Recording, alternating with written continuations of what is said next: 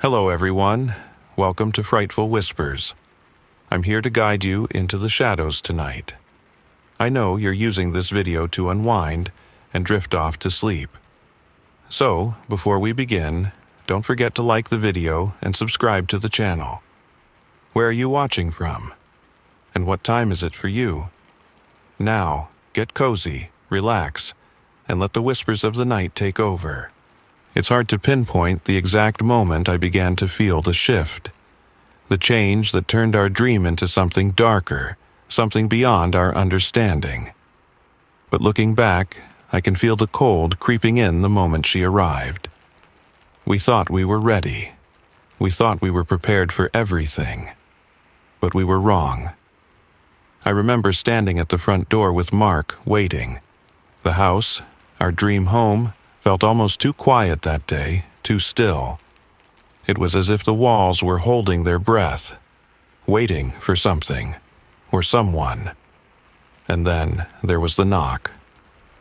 I looked at Mark, the nervous excitement in his eyes, and for a moment I was sure this was going to be the start of something wonderful. This was it. Our family was finally going to be whole.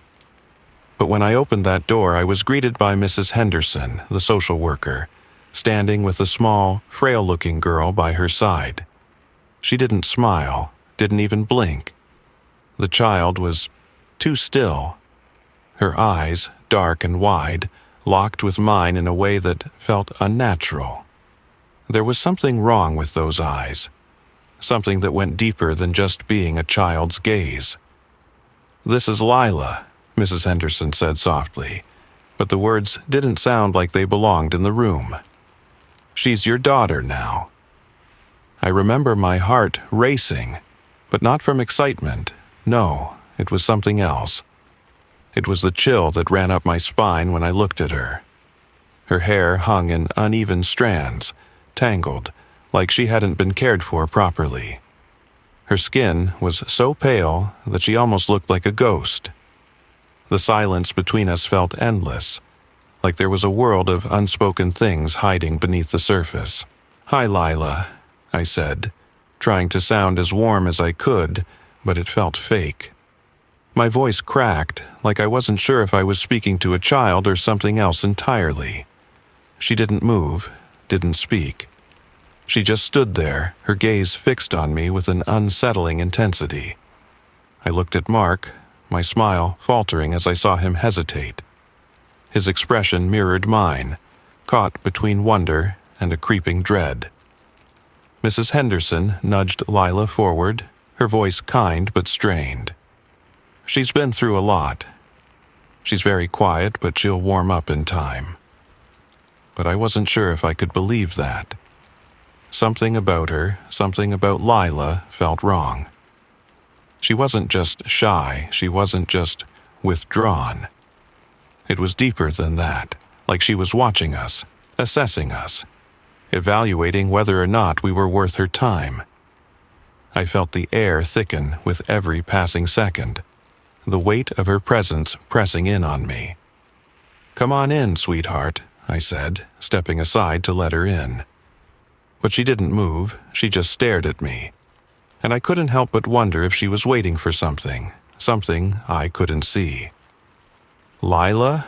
Mark asked gently, extending his hand, trying to coax her forward.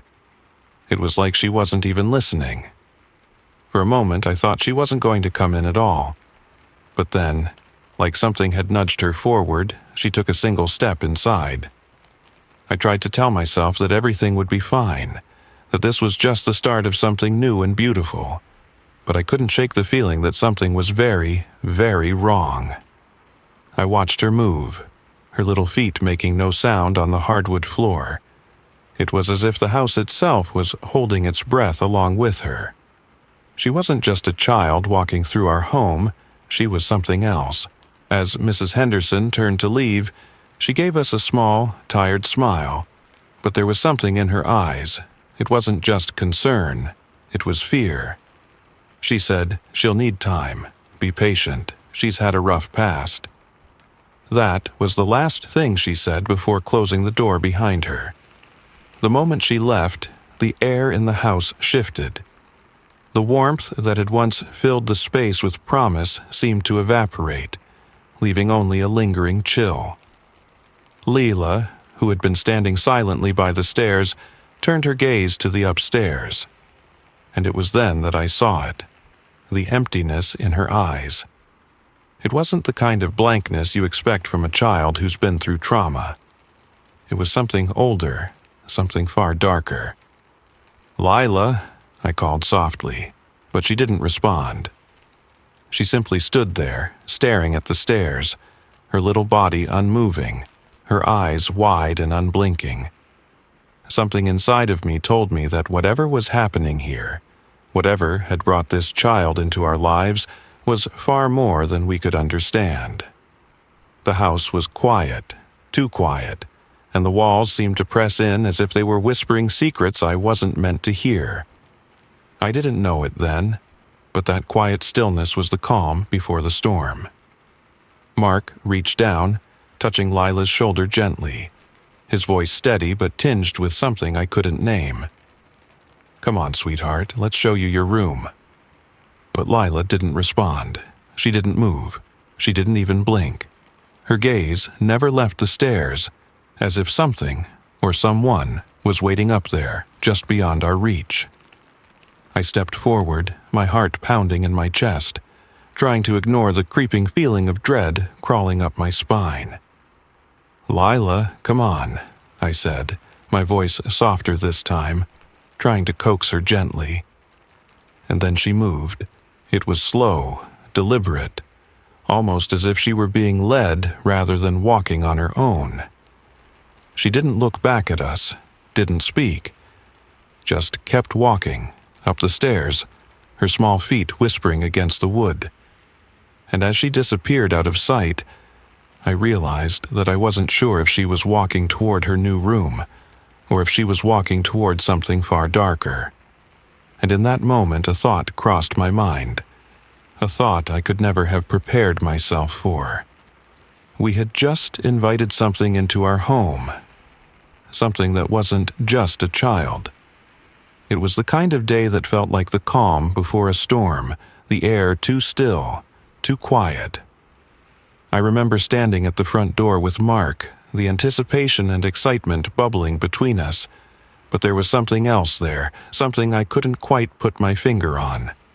Our house, our beautiful new home, felt too empty, too silent, as if the walls themselves were waiting for something. The knock on the door was soft but insistent, and it made my heart skip a beat. I reached for the handle, trying to push aside the unease creeping in. When I opened it, there she was. Mrs. Henderson, the social worker, standing at the threshold with a small, silent figure beside her. And there she was. Lila. I don't know what I expected, but it wasn't this. The girl was so still, so unnervingly silent. Her hair hung in tangled strands, dark and unkempt, and her face was so pale it looked like she hadn't seen the light of day in years.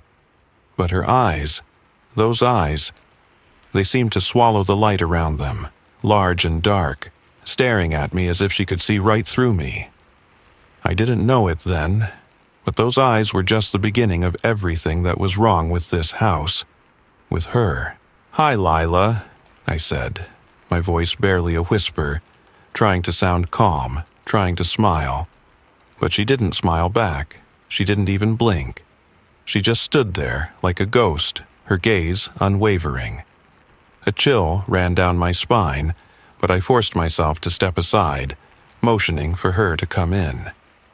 She didn't move at first, as if waiting for permission, or maybe waiting for something else, something I couldn't see. Mark tried next, his voice warm but shaky. "Come on in, sweetheart."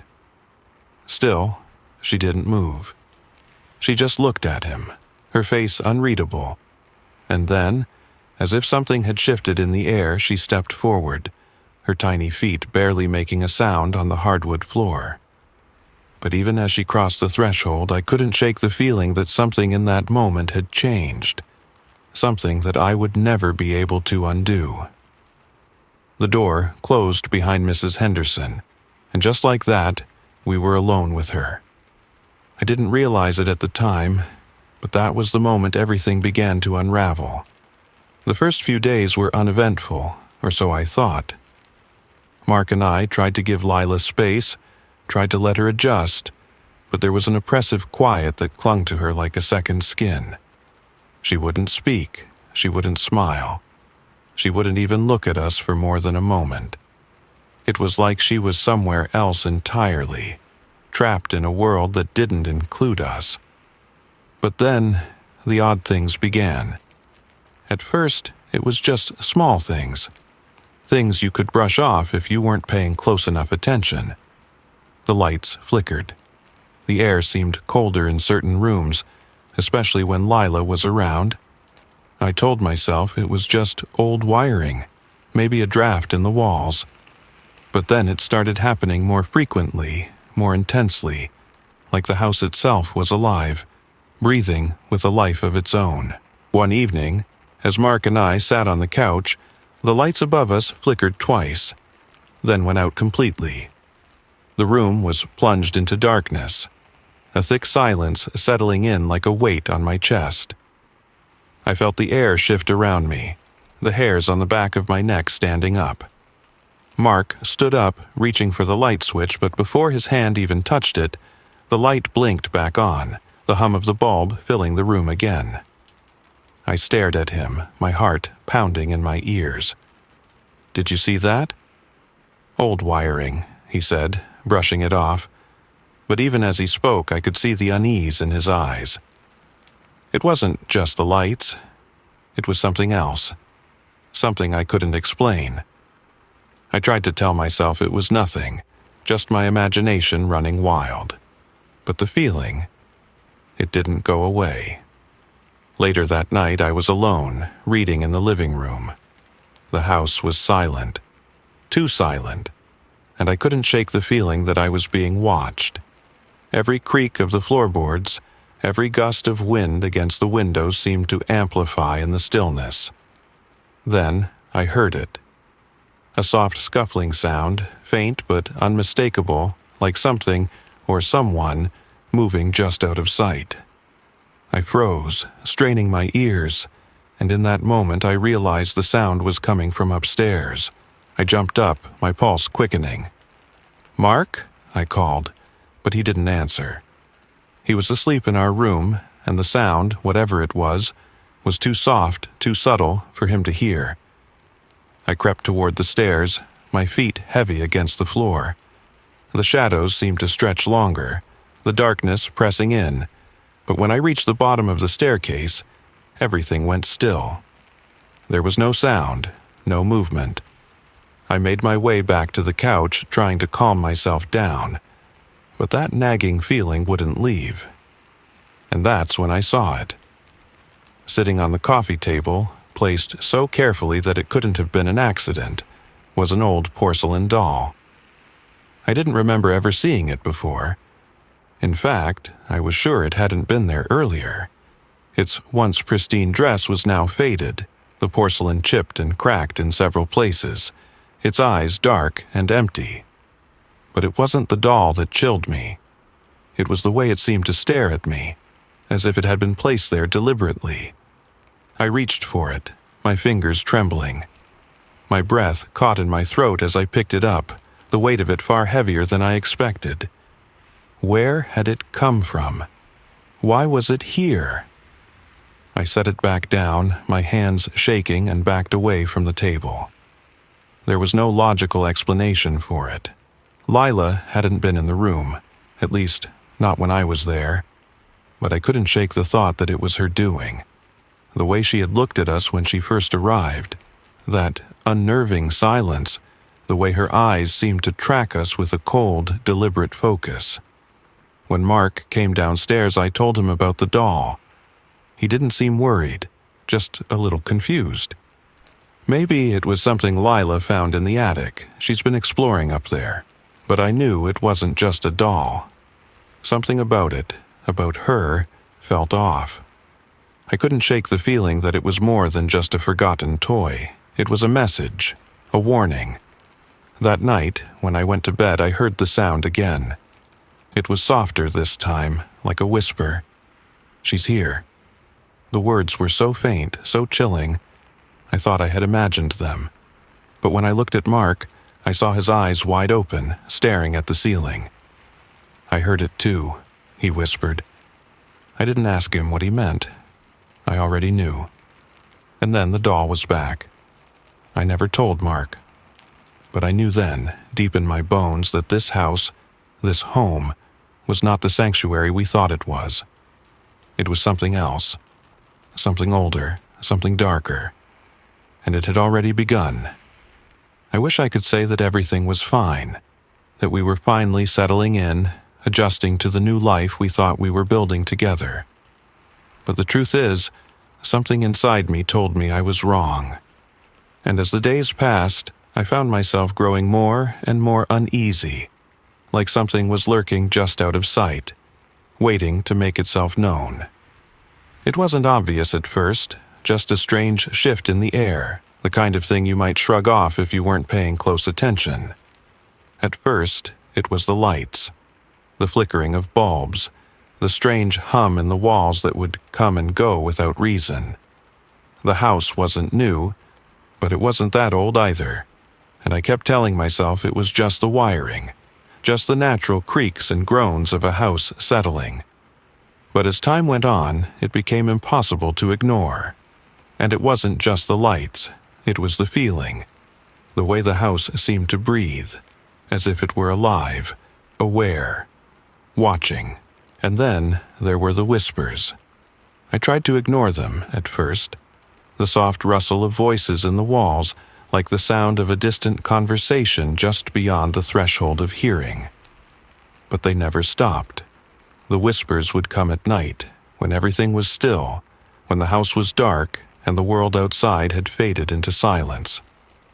I couldn't make out the words, but they were unmistakable. They were there, they were real, and they always seemed to come when Lila was near. One evening, I was in the kitchen, preparing dinner, when the feeling hit me hardest. It started as a low, unsettling sound from the attic just above my head. A creak, a thump, almost like footsteps. My heart skipped a beat, and I froze, my knife hovering over the cutting board. I tried to dismiss it. The house was old, it made sounds. But as I stood there, the air grew colder.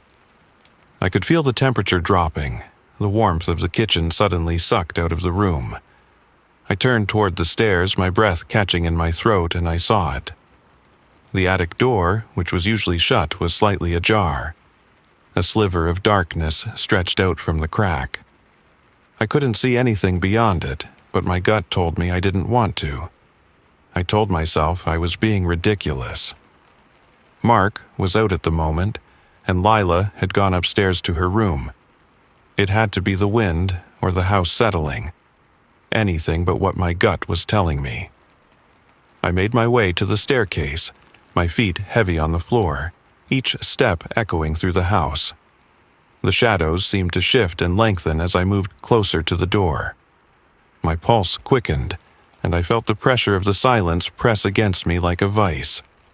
The only sound was the slow, measured thud of my heart in my chest. When I reached the top of the stairs, I paused. My hand hovered above the doorknob. My fingers trembled, as if the house itself were holding me back, warning me not to open it.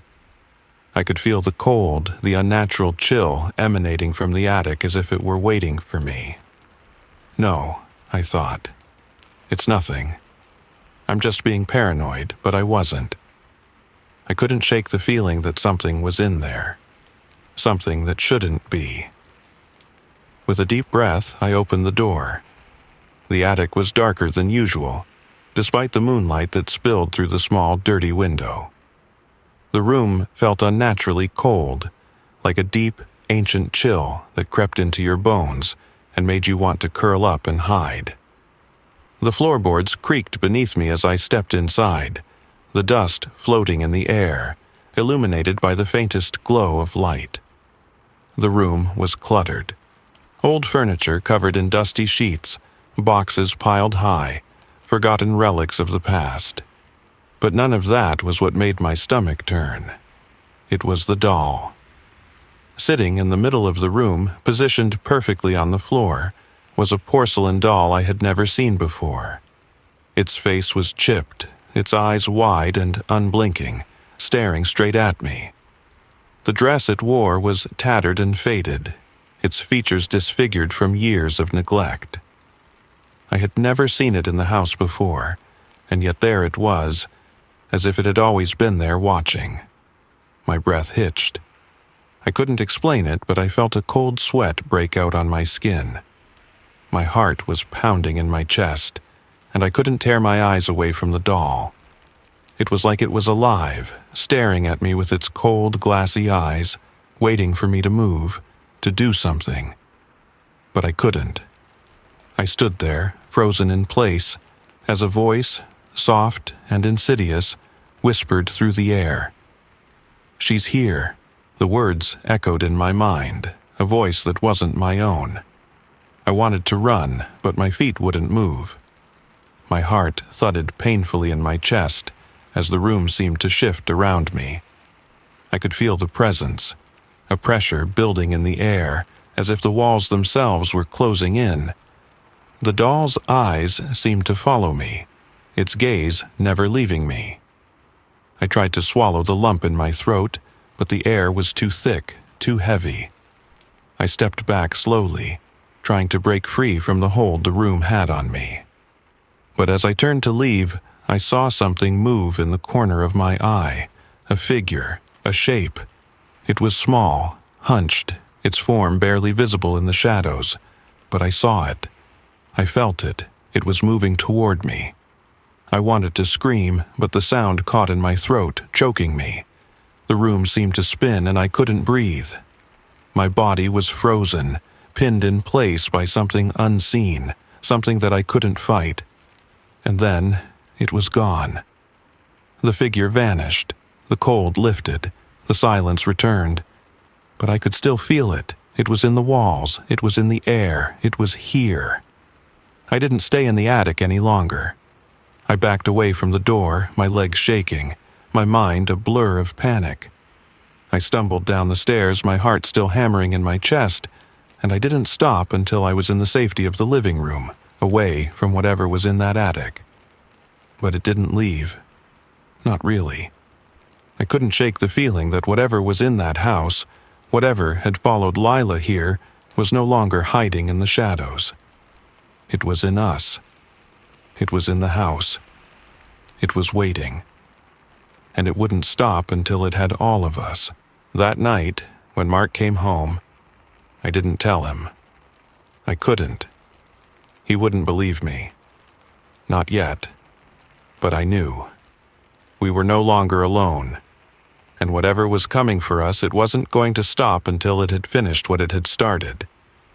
And I wasn't sure if there was a way to survive it. I didn't want to admit it to myself, but I was starting to lose control. The house, the one we had so carefully chosen to be our home, felt like it was turning against us. The walls felt oppressive, the silence too heavy to bear.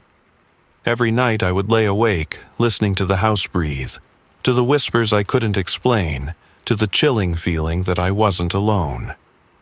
And then there was Lila. She was slipping further and further away from us, a quiet specter in our lives. She hadn't spoken much since she arrived, but it was more than that. Her silence felt like a warning, like she was holding something back, something that wanted to get out. Mark tried to ignore it, tried to convince himself that this was just part of the process, that the child needed time to adjust. But I could see the unease in his eyes. I could see the way he was retreating, the way he started staying late at work, giving me excuses to be away. He was scared. And I was too. But I couldn't say it out loud. I needed help. I called Dr. Elaine Worthington, a child psychiatrist. She came highly recommended, someone with experience in cases like ours, someone who could reach children who had been through trauma. I didn't know what I expected from her, but I was desperate. I couldn't figure out what was wrong with Lila on my own. Dr. Worthington arrived on a cloudy Tuesday afternoon. The sky was heavy with the promise of rain, and the air in the house seemed to grow thicker, as though it was holding its breath, waiting for something. When I opened the door to greet her, I immediately felt the weight of her presence. She was calm, collected, but there was something about her, something sharp in her gaze that made me feel like she was already measuring the air around her, calculating the situation before even stepping foot inside. Her eyes darted over the entryway quickly, like she had already begun forming an analysis. I led her into the living room, where Lila was sitting on the couch, her eyes focused on the wall, her back perfectly straight, her hands folded neatly in her lap. She didn't even look at me. I could feel Dr. Worthington's eyes on her, assessing her, trying to make sense of the child who wouldn't meet anyone's gaze. "Mrs. Andrews," Dr. Worthington said, her voice low but firm. "I'm here to help. Please, tell me everything you've observed." I wasn't sure where to begin. The list of strange things seemed endless.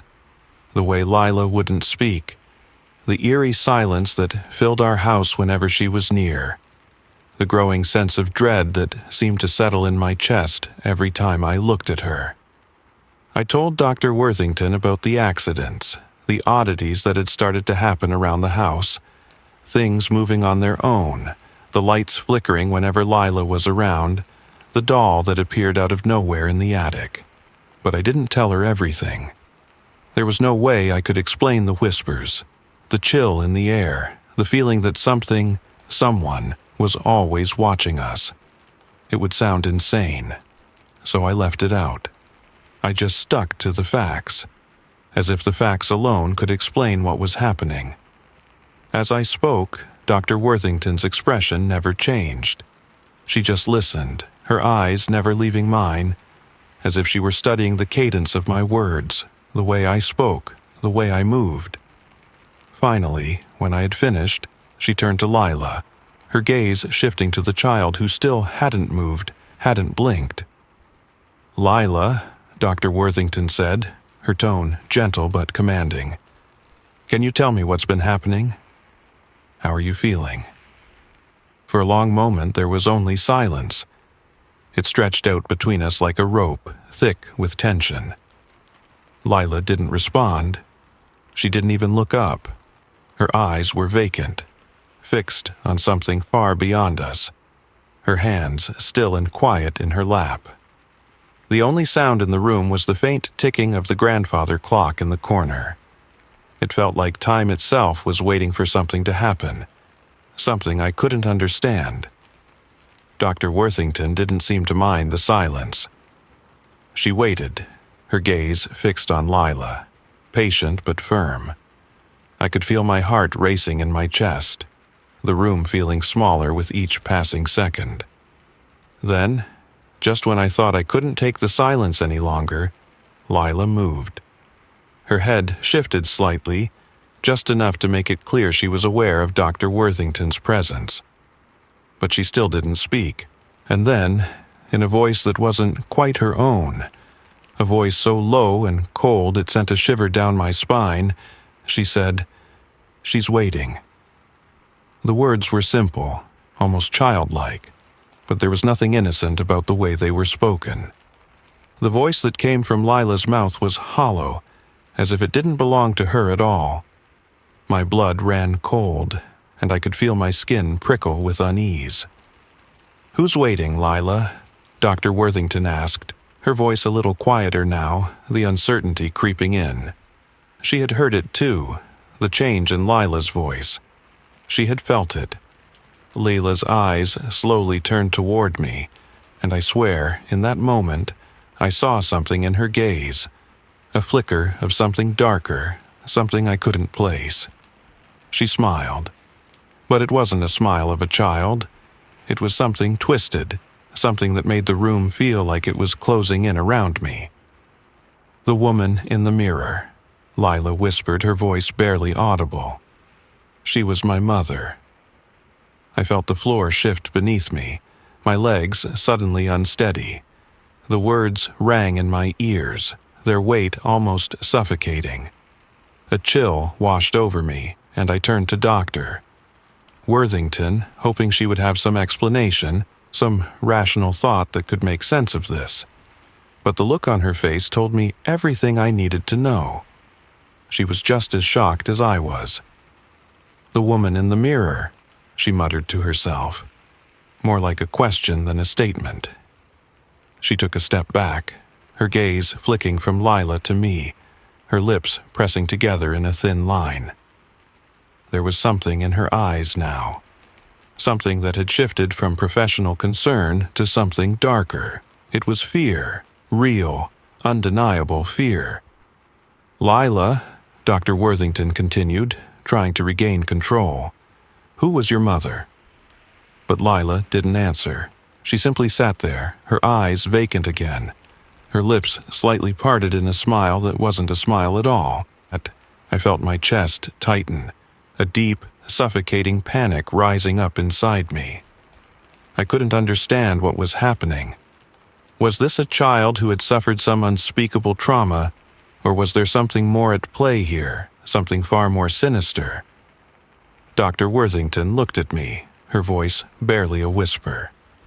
"She's not just a troubled child, is she?" I shook my head, too terrified to speak, too terrified to even think straight. I had no answers, no explanations, just a growing sense of dread that something horrible had already begun, and that nothing we did would stop it. And then, as if to confirm my worst fear, the lights flickered. The house groaned, and for the first time, I felt it. The presence. It wasn't just Lila, it wasn't just the house, it was waiting for something. Something that was going to change everything. And we were already too far gone. I never imagined that I would be the one to uncover the truth, especially not like this. But the truth has a way of clawing its way to the surface, no matter how much you try to bury it. When Dr. Worthington first walked into our house, she had a calm, professional demeanor. She didn't look concerned, at least not in a way that I could pinpoint. But that was before she'd seen Lila, before she heard that voice. A voice not of a child, but of something much older, much darker. I saw it in her eyes as she listened to Lila speak those chilling words. "She's waiting."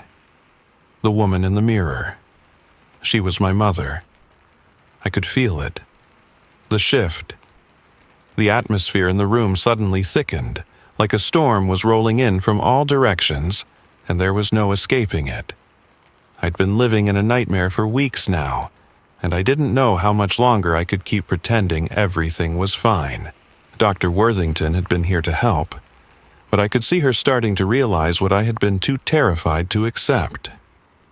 The child I had brought into my home, the one I had believed would be the answer to our longing for a family, wasn't the child she appeared to be. No, Lila was something far darker, something beyond explanation. I led Dr. Worthington up to the attic, the place where everything had seemed to spiral out of control. The place where I found the doll, the place where I'd first felt the air change, heavy with something ancient, something waiting. It was cold in the attic, and I could feel it in my bones as I opened the door. The shadows seemed to linger in the corners, stretching out like fingers, as if the room itself didn't want us there. Dr. Worthington looked around the cluttered attic, her eyes scanning the room, trying to make sense of it all. There were old boxes, forgotten furniture draped in sheets, but I could tell she wasn't looking at the things. She was looking for something else. I could feel her searching, her mind piecing together fragments of things she had only just begun to understand. Then her eyes landed on the mirror. It was a large, ornate mirror that stood against the far wall. I hadn't given it much thought when we first moved in, but the moment I saw it, I felt something stir in the pit of my stomach. It was too unsettling. It wasn't just old, it was wrong. Dr. Worthington approached it slowly, as if drawn to it by some invisible force. Her fingers hovered just above the glass, and for a brief moment I could swear I saw her hesitate. But then, with a deep breath, she touched it. "I need to see the reflection," she murmured, more to herself than to me. Her voice was steady, but I could hear the undercurrent of something unnerving in it. I wanted to ask her what she meant, but the words caught in my throat. The silence in the room was overwhelming, suffocating. I stood back, watching as Dr. Worthington leaned in closer, her breath fogging up the glass. And then, as if the world itself held its breath, the reflection changed. At first, I thought I was imagining it. The mirror had been dull, a simple reflection of the room, but now it wasn't us in the mirror anymore. The woman appeared slowly, at first a faint shadow, like a distortion in the glass. But then it became clearer, and I froze. It was a figure, dark, hunched, with long, tangled hair that seemed to hang down like a curtain, obscuring her face. The reflection of the room around her was distorted, like it was bending, warping to make room for her presence. I could see the figure's eyes now, wide open, staring directly at me through the glass. They were hollow, empty. I felt a cold hand close around my heart. There was no warmth in those eyes, only darkness. "Oh God," Dr. Worthington whispered almost in disbelief. "That's her. That's the mother." I turned to her, my voice barely a whisper. "What do you mean? Who is she?" Her gaze was fixed on the mirror, her face pale. "This is the spirit of the woman who killed her," she said, her voice trembling. "Her real mother, Evelyn. She murdered her daughter, drowned her in that pool downstairs. And now the spirit is using Lila to finish what was started. It's not Lila anymore. It's the spirit of the child, the one who died here." The words hit me like a punch to the gut. I stumbled backward, my head spinning. It couldn't be true. It just couldn't. But looking at the reflection in that mirror, seeing the woman's twisted figure moving closer, her eyes locked on mine with an intensity that sent my blood cold, I knew it was. It was real. The room grew colder, the air thickening with an almost palpable weight. I could hear the whispers now, louder, clearer than ever before. I couldn't make out the words, but I could feel them. Around me, through me, pulling me in. The very walls seemed to pulse with the presence of something else, something that wasn't of this world. It was as though the house was alive, suffocating, breathing, pulling us towards something we couldn't escape. And then, just as suddenly as it had started, the reflection changed again. The woman in the mirror disappeared, but her presence lingered. I could still feel her, like a shadow in the room that refused to leave. I didn't want to look back at the mirror, but I did. I couldn't help myself. And when I did, I saw it. The reflection wasn't of me or Dr. Worthington anymore. It was of Lila. She stood behind us, her expression blank, her eyes fixed on the mirror. But there was something wrong with her smile. Something twisted, like a mask had slipped, revealing the darkness beneath. I turned to Dr. Worthington, my heart pounding in my chest. What do we do now? She didn't answer at first, her lips parted in shock, her face pale. She was visibly shaken, but her voice was steady when she spoke. "There's no easy answer to this, Olivia. The spirit is inside her. It's controlling her. It's trying to finish the cycle, what happened all those years ago. The spirit of the mother, Evelyn, is still here, and it wants closure. But Lila, she's trapped. She's not in control anymore." I wanted to scream. I wanted to break down, to run away from the house, from the nightmare that had consumed us. But I couldn't move. I couldn't escape. I realized, with a sickening certainty, that the house hadn't been waiting for us to understand. It had been waiting for something else, waiting for the spirit to return, to use Lila's body to finish what had been taken from her all those years ago. And now we were all trapped in the web of something far beyond our control. The house was alive, and it was feeding off us, feeding off the fear, and there was no way out. I couldn't shake the thought that Lila, our Lila, was already gone. The spirit had already claimed her. The air was thick with dread. I could feel it in my bones, pressing in on me like the house itself was alive, suffocating, breathing in time with the pulsing of my own terrified heart. The walls had always seemed to close in around us, but tonight it felt different. Wrong. It was as though the house had been waiting for this moment, for me to finally realize the truth. Lila wasn't just a quiet, troubled child anymore. No, she was the vessel for something else. Something ancient, something vengeful. I had thought I could save her, that somehow, some way, she could be freed from whatever had a hold of her. But I was wrong. I was too late. The house groaned around me as I stood outside Lila's room. The door cracked open just enough to make my stomach twist with unease. I could feel the cold, the unnatural chill that had settled in every corner of this place. My fingers trembled as I reached for the handle, but I hesitated. Part of me wanted to turn back, to run, to leave and never look back. But I knew that wouldn't change anything. The spirit inside her would never stop, and neither would the house. I pushed the door open slowly, the sound of the hinges screeching like a warning. My breath caught in my throat as I stepped into the room. Lila stood in the center of the room, her back to me. The dim light from the window barely illuminated her, casting long shadows that seemed to stretch across the walls. She was still, too still, as if frozen in place, her head slightly tilted to one side. Her hair hung in messy strands, almost lifeless, but it was her silence, her unnatural silence, that terrified me the most. It was like she wasn't there at all, like something else had taken her place. My voice cracked when I spoke her name. Lila.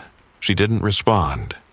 The room felt colder, like the temperature itself had dropped 10 degrees, as if the house were exhaling a breath. A heavy, suffocating exhale that sent a shiver down my spine. I could see my own breath now, hanging in the air like a fog. I stepped closer, my pulse pounding in my ears. Lila, please, I'm here, it's me, your mom. Still, she didn't move. She didn't even acknowledge my presence. The silence was deafening, suffocating. And then the voice came. It wasn't hers. I could feel it in the air before the words left her mouth. This was not Lila. This was something else. The voice was low, guttural, and full of malice. It sent a chill so deep into my bones that I couldn't breathe. "She's here," the voice said, each word dripping with coldness. "She's been waiting for you, for all of you." I froze. My heart skipped a beat and then another. The room seemed to darken as Lila's head slowly turned toward me. I could see her face, Lila's face, but it wasn't her, not anymore. Her eyes were wide, but there was no light in them, no warmth, just cold, empty darkness. "She's gone," I realized with a sickening jolt. "Lila," I whispered, but my voice trembled, breaking in my throat. I didn't want to say it, but I knew, I felt it. "Please, come back." The smile that twisted across her lips was not a child's smile. It was wide, unsettling, like a mask that had slipped, revealing something far darker beneath. And that's when I heard it again, the whisper. "She's here." The air shifted, thickening with an unnatural weight. I could feel the presence of something behind me in the shadows. something watching, waiting. Something that had been waiting for years, for this moment to come. And then I saw it. Her. The woman. She was there in the mirror, just behind Lila. I hadn't even noticed it at first. The mirror had been reflecting only the shadows, the eerie stillness of the room. But now, the woman's face was pressed against the glass, her features distorted, her eyes wide with an unearthly hunger. Her hands reached out, pressing against the surface, as though she were trying to break through. The woman, Evelyn, Lila's mother in the past life, had returned. She was here. She was waiting. My breath caught in my throat as I stared at the mirror. I could hear the whispers again, louder now. You took her from me. You took my child. Now, I will take everything from you. The temperature in the room dropped again. I could see the fog of my breath now, thick and heavy, swirling around me like a warning. I wanted to scream, but my voice wouldn't come. I could only watch as the woman in the mirror moved closer, her face twisting in a grotesque snarl. Her eyes locked onto mine, and I felt my entire body freeze. She was angry. She was filled with a rage that I couldn't comprehend. And then, in an instant, the mirror cracked. It wasn't just a crack, though. The glass splintered, like it couldn't hold the weight of the spirit any longer. The shards flew outward, hitting the floor with an almost deafening crash. The sound was almost enough to make me collapse, but I didn't dare look away. I couldn't. Lila's head tilted to one side, and she spoke again. But it wasn't Lila's voice. It was the woman's voice. Her voice. "She took me," Lila whispered. "Now I will take you." I felt the air around me tighten, the walls closing in, the room growing darker and colder by the second. The shadows seemed to stretch toward Lila, pulling her into them, wrapping around her like a shroud. Her form flickered for a moment, and I could have sworn I saw the woman's face behind her. It wasn't Lila anymore. "No!" I shouted, my voice breaking, but the words felt hollow. Empty. I reached for Lila, but my hands passed right through her, like she wasn't even there. The coldness around me grew, and I could feel it pressing against my chest, suffocating me. The house groaned, its very walls echoing with a terrible, ancient sorrow. I turned, stumbling backward, but there was no escape. I was trapped. Trapped in this room, in this house, with the spirit of a woman who had been wronged and the child she had murdered. The cycle had come full circle, and now it was too late to stop it. Lila, or whatever was inside her, smiled again, and I felt the full weight of the darkness bearing down on me. "You can't save her," the voice said. "She's mine." The shadows reached out, and I felt myself being pulled, dragged toward the mirror, toward the cold hands of the woman who had been waiting all this time. I couldn't breathe. I couldn't move. The darkness consumed me, pulling me deeper into its depths. And then, as the cold grip tightened around me, I understood the truth. We had never been in control, not of this house, not of Lila. This had always been their story, their cycle, and we were just caught in it. Caught and trapped for eternity. There comes a moment in every nightmare when you realize you're too far gone. You can't wake up, you can't run, and there's nowhere left to hide. For me, that moment came when I stood in the heart of the house, the place that had once been a sanctuary, now transformed into a prison. The air was thick, heavy with fear, thick with something alive that pressed in on me from every direction. I could feel it, suffocating, like it was waiting for something, waiting for me to accept the truth. I had tried to deny it for as long as I could. I had told myself that I could save her, that Lila, my sweet, quiet girl, was somewhere under all the darkness. But no more. The truth had clawed its way to the surface, and there was no escaping it now. Lila was gone. The child I had adopted, the little girl I had promised to protect, was no longer the girl I knew. The spirit of the woman, Evelyn, who had killed her all those years ago, had taken over. And now it was too late. There was no turning back. The house groaned, the walls shifted, and I could hear the whispers again. They were louder now, more insistent. They seemed to come from everywhere and nowhere all at once, filling my head, filling the very space around me. She's here, she's waiting.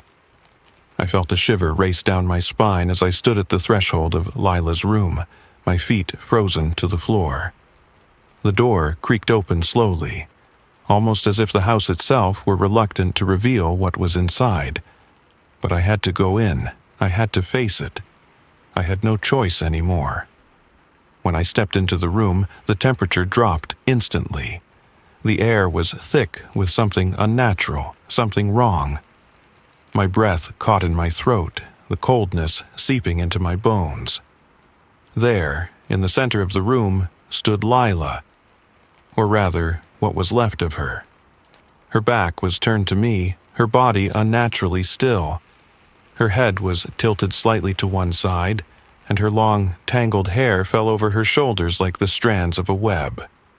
The silence in the room was unbearable, like the house was holding its breath, waiting for something. I took a hesitant step forward. "Lila?" My voice trembled, weak against the heavy silence. But she didn't move, didn't react. She just stood there, as though she couldn't hear me, or worse, didn't care. I stepped closer, my heart pounding, and reached out, my fingers brushing her shoulder. But when I touched her, she turned. Her face, Lila's face, was pale, too pale, with dark circles under her eyes. But those eyes weren't hers. They were empty, black, like two pits that swallowed everything in sight. There was nothing behind them, no warmth, no recognition, just emptiness. Cold, void. This wasn't Lila. My breath hitched, and I stepped back, instinctively pulling away. But before I could react, the voice came again. It wasn't Lila's, it was her. The voice of the spirit that had taken her, that had consumed her entirely. "I've waited so long," the voice whispered, chilling and thick with malice. "For this moment. For you." I wanted to scream, I wanted to run, but I couldn't move. I was frozen, trapped by the weight of her gaze, her words. I tried to speak, to say something, anything, that might bring Lila back, but my words caught in my throat. And then the smile came. It wasn't a smile of innocence. It wasn't a child's smile.